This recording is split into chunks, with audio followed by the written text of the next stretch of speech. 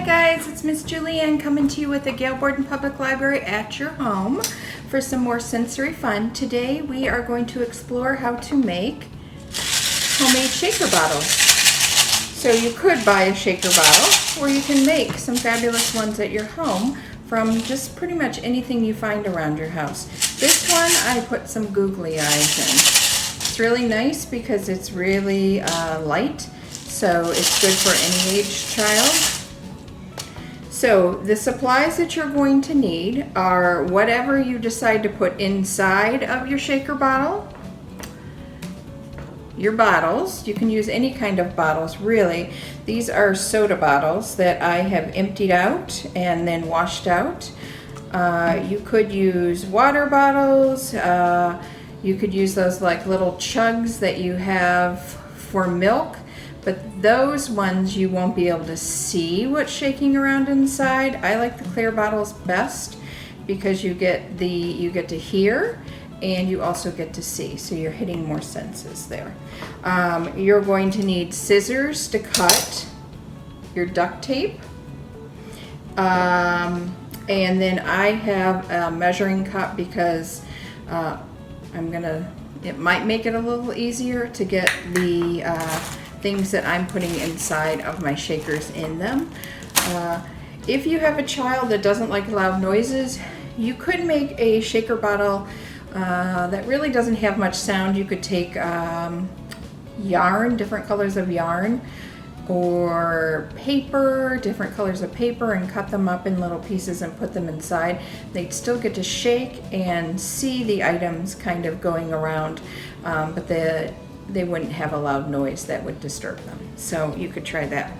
So the first thing you're going to want to do is take your bottle and take whatever you want to put inside your bottle. And this one, these are garbanzo beans. And now looking at it, I think maybe it's going to be easier if I just put them in by hand.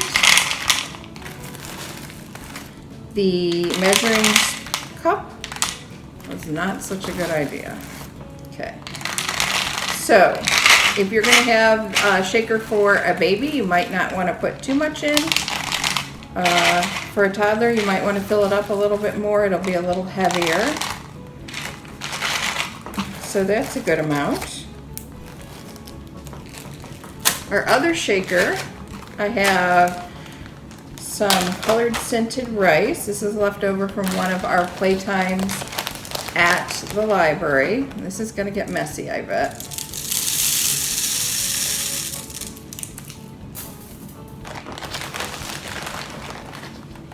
So we'll just do one more handful. And it might be a good idea to have something on the counter when you're filling these up, because there is rice on the counter now, so it makes a little bit of a mess. Okay. So we've got our colored rice and we have our garbanzo beans in there. And you can hear that they make a totally different sound. So you can determine how loud or quiet your shaker is going to be. So the next thing is you're going to take a piece of paper. Newspaper works really well. And you don't want a super long handle. This is what your handle is going to be made out of. I'm going to fold mine in half and then roll it. Kind of curl it up. And it doesn't have to be perfect, but you're going to stick it inside of your bottle. And I'm only going to do this with one, so we're not here forever. The next step is you're going to cut up your duct tape, and I've already pre-cut some. The first piece of duct tape you're going to want to put around the paper and around the lid of the bottle so that it stays in place. And you just kind of wind it around. And then the next piece I always do is on the top. and you want it long enough that it goes down and meets the duct tape that you already put on, and then kind of squish it in place. It's not going to be pretty, but it'll still work. And then you use additional pieces of duct tape to make your handle a little stronger, more sturdy, and stay in place. And I mean, you could cut this, then you don't really need it to go too far down the bottle. I always make my strips a little too long.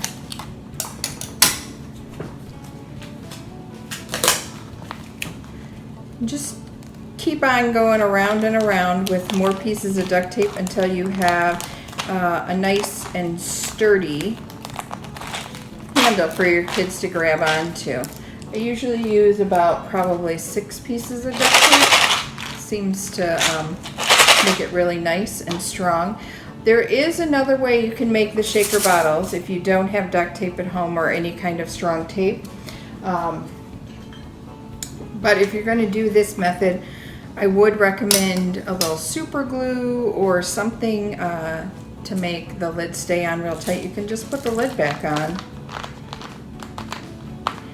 and just use a little super glue right in the crevices of the lid so that it won't come off, and screw it on real tight.